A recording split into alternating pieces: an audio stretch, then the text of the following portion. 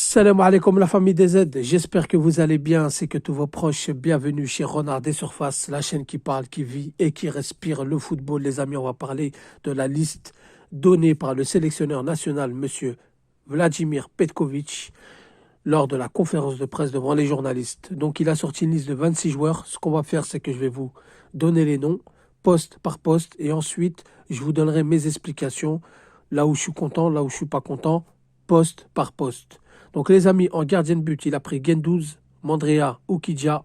En défense, Atal, Farsi, Mandji, Tougaï, Touba, Madani, Bensebaini, Ait Nouri, Adjam. Au milieu de terrain, Zerouki, Kendouzi, Zorgan, Maza, Abdelli. En attaque, Amoura, Benrama, Marez, Benzia, Gouiri, Shaibi, Belloumi, Chiacha et Bounjah. Donc les amis, en gardien de but, pour moi, c'est logique, c'est dans la continuité. Peut-être que j'aurais pas pris Oukidja, je l'aurais remplacé par Ben Bot, parce que j'ai toujours voulu, comme vous le savez, à travers mes vidéos et à travers mes analyses, lui donner une chance en équipe nationale. Le sélectionneur en a pensé autrement, mais dans l'ensemble, Guendouzi, il a fait deux bons matchs face au Togo. Mandrea, il est avec nous depuis très longtemps, donc il a une stabilité, même si les deux derniers matchs, il n'a pas joué titulaire avec son club. Mais ça arrive, ça passera, il regagnera sa place, j'en ai aucun doute. Oukidja, il joue à Metz. Il a l'expérience, il est là depuis très longtemps. Donc pour moi, dans les gardiens de but, logique. On n'a pas non plus des gardiens de fou. On a de la relève, on a des jeunes. Mais peut-être qu'ils ne font pas l'affaire aux yeux du sélectionneur national. En tout cas, moi, personnellement, en gardien de but, ça me va. Ensuite, en défense, là où ça me pose un peu problème, c'est Youssef Attal. Pour moi, il fallait le laisser dans son club. Sachant que Weiser a ses papiers algériens, il est apte à jouer pour l'équipe d'Algérie. Sportivement parlant, je parle bien sportivement parlant, il peut nous apporter quelque chose de plus. Attal, il faut le laisser revenir avec son club, il faut le laisser gratter du temps de jeu. Mais on connaît Attal, il peut nous surprendre et il peut me faire fermer ma bouche, même si je ne comprends pas trop ce choix. Farsi, logique. Mandji, Tougaï, logique. Touba, logique. Là, il y a encore un poste qui me pose problème, c'est Madani. Alors pour moi, on aurait pu, parce que Madani, s'il vient pour ne pas jouer, on aurait pu ramener un autre défenseur, un jeune sur qui on voit l'avenir. Parce qu'en conférence de presse, on lui a posé certaines questions, il a parlé d'avenir, qu'il voulait construire une équipe soudée et surtout pour l'avenir. Donc Madani, pour moi, il n'a aucune utilité dans ce groupe. On aurait pu le sortir pour faire jouer un autre défenseur du cru, du championnat algérien, ou bien ratisser en Europe pour voir s'il n'y a pas un jeune qui peut justement venir prendre la place de Madani pour l'avenir. Ben Sebaini, taille patron logique, Ait Nouri logique. Adjam, apparemment, il est blessé, donc peut-être qu'ils l'ont ramené pour faire constater sa blessure. Peut-être qu'ils n'ont pas confiance au diagnostic du club. En tout cas, s'il est vraiment blessé, j'espère qu'il sera remplacé par Laroussi.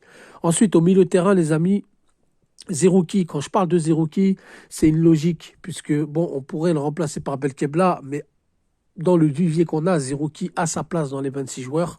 Ce n'est pas non plus un bras cassé, ce n'est pas non plus... Il y a des matchs où il a bien joué, il fait des bonnes rentrées. On pourrait peut-être l'utiliser autrement. En tout cas, Zerouki, on ne va pas le laisser hors de cette liste. Même s'il ne fait pas l'unanimité, même si ce n'est pas un joueur, c'est un joueur lambda, mais qui parcourt beaucoup de kilomètres par match, qui peut nous être utile quand il sort du banc, il a toujours été bon. Kendouzi, par contre, je ne comprends pas ce qu'il fait là. On aurait pu prendre Abdelli. Abdelli qui fait un très bon début de saison avec Angers.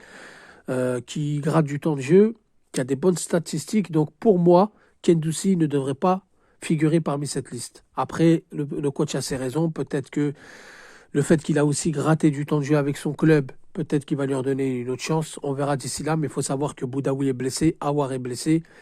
Donc peut-être que s'il n'aurait pas été blessé, peut-être que Kendouzi ne serait pas là. Zorgan, alors je ne l'avais pas mis dans ma liste à moi perso, mais avec les blessures de Boudaoui et la blessure d'Awar, qu'on n'était pas au courant, on l'a su récemment, je pense que Zorgan, on peut lui donner une dernière chance. Il faut qu'il confirme son bon match qu'il a fait au Liberia et qu'il nous prouve que face au Togo, c'était une erreur de parcours. Ensuite, Maza, logique. Maza, pour moi, c'est le futur crack de cette équipe. Très très bonne pioche de la Fédération algérienne de football. Et enfin Abdelli, la surprise Abdelli. Pour moi, ce n'était pas une surprise, je l'avais d'ailleurs posté. J'avais eu des bruits et des échos comme quoi il ferait partie de cette liste.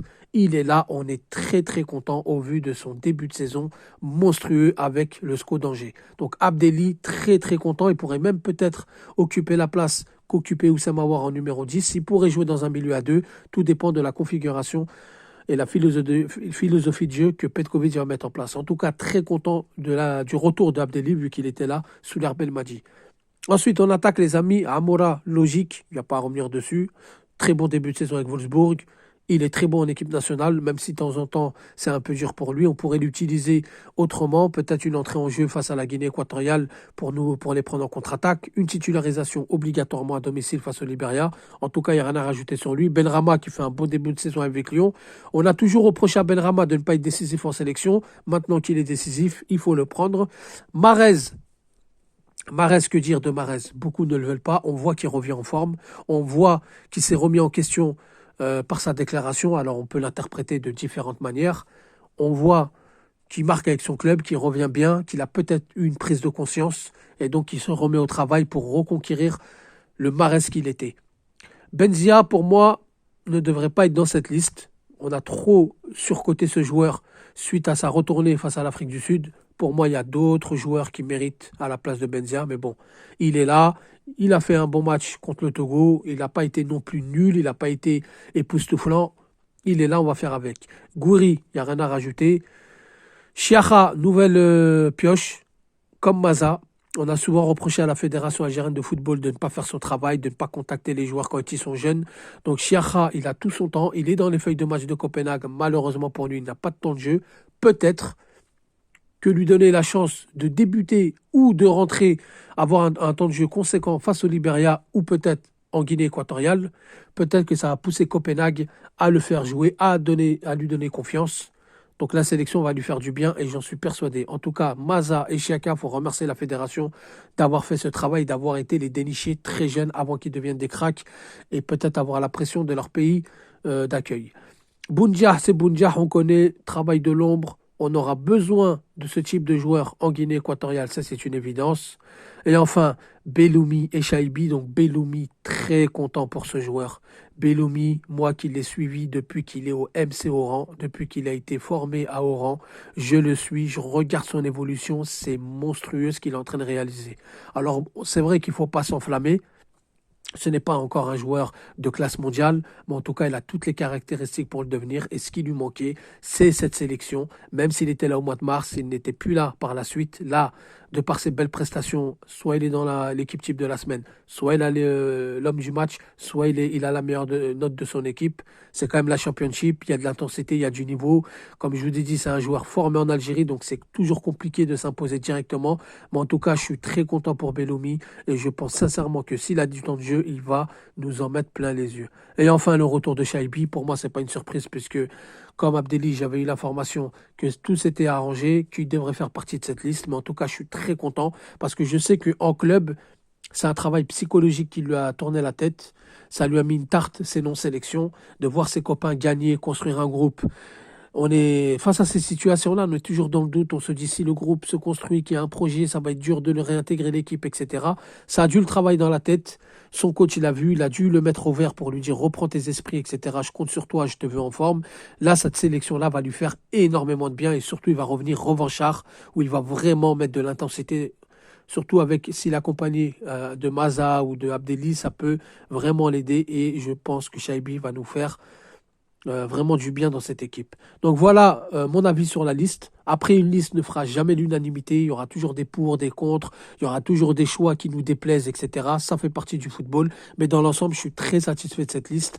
Enfin, on voit que Petkovic met sa patte. Là, on ne peut pas dire que c'est une liste de Saadi ou c'est une liste de la fédération. On voit qu'il met sa patte.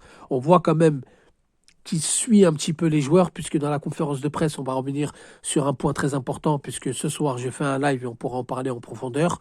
Il a beaucoup parlé d'évolution de joueurs, qui suit les évolutions des joueurs dans les clubs et qui veut préparer un groupe pour l'avenir. Pas que pour cette date FIFA, pas que pour le mois de mars, mais pour un avenir loin. Donc, il vise la CAN et il vise bien sûr une qualification à la Coupe du Monde et arriver avec de nombreuses certitudes si on est qualifié bien sûr à la Coupe du Monde. Et avant ça, il y aura la CAN en 2025. On est qualifié officiellement, donc on peut parler de cette compétition.